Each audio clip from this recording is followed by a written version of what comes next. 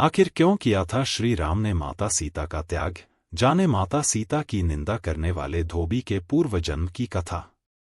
हमारे पुराणों में बताया गया है कि क्यों माता सीता को श्री राम के द्वारा त्याग दिया गया और उन्हें अकेले ही जंगल में जाकर रहना पड़ा। इसके पीछे एक पौराणिक कथा है जो आज हम आपको बताने वाले हैं। मिथिला नगरी में महाराज जनक राज्य करते थे।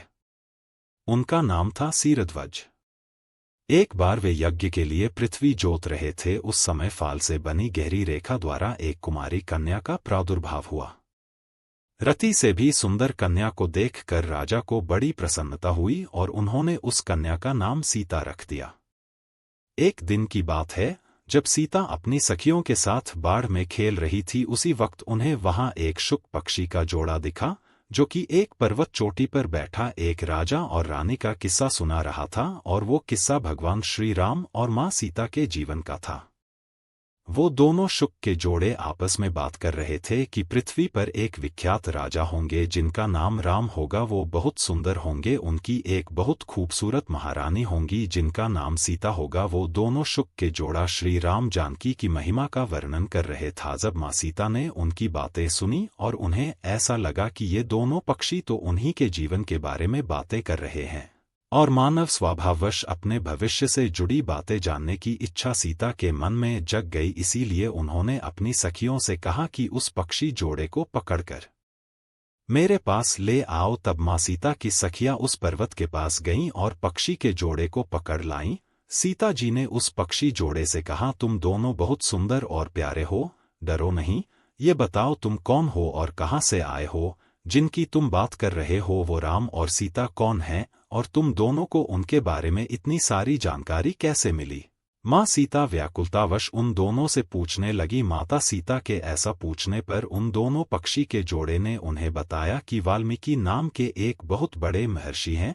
हम उनके आश्रम में ही निवास करते हैं और महर्षि वाल्मीकि ने रामायण नामक का एक ग्रंथ की रचना की है जो कि सुनने के बाद मन को बहुत ही शांति देता है। और उन्होंने अपने शिष्यों को उस ग्रंथ का अध्ययन भी कराया है और इसीलिए हम भी वही रहते हैं, तो हमने भी उस ग्रंथ को पूरा सुना है। तब उन्होंने माता सीता को पूरी कथा बताई कि कैसे श्री राम की शादी मां सीता से होगी। मां सीता को ये बातें बताकर अब दोनों शुक पक्षियों ने जाने की बात कहने लगे, लेकिन माता सीता को वो भा गए थे और माता सीता के मन में अभी और भी सवाल उठ रहे थे।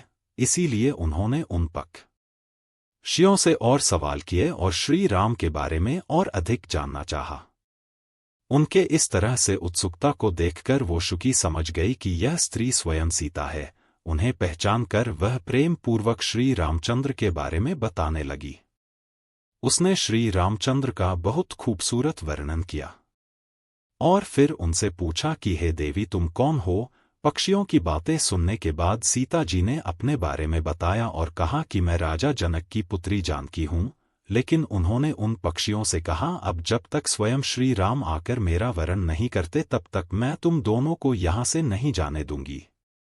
तुम दोनों मेरे साथ मेरे घर चलकर सुखपूर्वक रहो। इस पर शुकी ने कहा कि हम पक्षी हैं, जंगल में निवास करने वाले जीव हैं, इसीलिए हमें जाने दो। हम खुले आकाश में उड़ना पसंद करते हैं, ना कि चार दीवारी में कैद होकर रहना। इसीलिए हम तुम्हारे घर पर सुखी नहीं रह पाएंगे। और इस समय तो मैं गर्भिणी हूँ और मुझे अपने स्थान पर जाकर बच्चे पैदा करने हैं, और हो सकेगा तो मैं अपने बच्चे को जन्म देने के बाद तुम्हारे पास आ जाऊंगी। लेकिन माता सीता ने मोहवश उसकी बात नहीं सुनी। अंत में जब सारे प्रयासों के बाद भी सीता जी ने उनको नहीं छोड़ा, तब निराश शुकी ने कहा कि योगी लोग सही कहते हैं, किसी से कुछ भी नहीं कहना चाहिए, मौन होकर रहना चाहिए। उन्मत्त प्राणी अपने वचनरूपी दोष के कारण ही बंधन में पड़ता है। अगर हम यहाँ पर्वत पर बैठकर बात नहीं कर रहे होते तो शायद ऐसी स्थिति नहीं आती। इसलिए मौन रहना ही ज्यादा अच्छा है। इसके बाद शुक ने भी अपनी भार्या की मुक्ति के लिए माता सीता से निवेदन किया और कहा कि उसे छोड़ दें, लेकिन सीता जी ने उसे नहीं छोड़ा। दुखी शुकी ने मां सीता को शाप दिया और कहा कि जिस तरह से आज तू मुझे इस समय अपने पति से अलग कर रही है, वैसे ही तुझे भी एक दिन गर्भावस्था के दौरान अपने पति श्री राम से अलग होना पड़ेगा।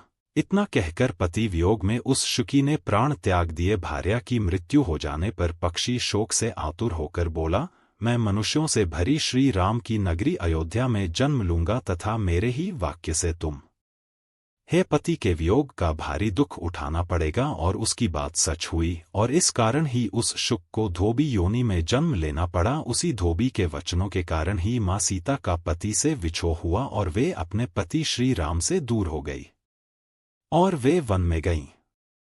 दोस्तों, आपको ये जानकारी कैसी लगी कृपया कमेंट करके ज़रूर बताएं। वीडियो पसंद आया हो तो लाइक करें और ऐसी ही और भी बहुत सारी कहानियों को सुनने के लिए चैनल को सब्सक्राइब ज़रूर करें। धन्यवाद।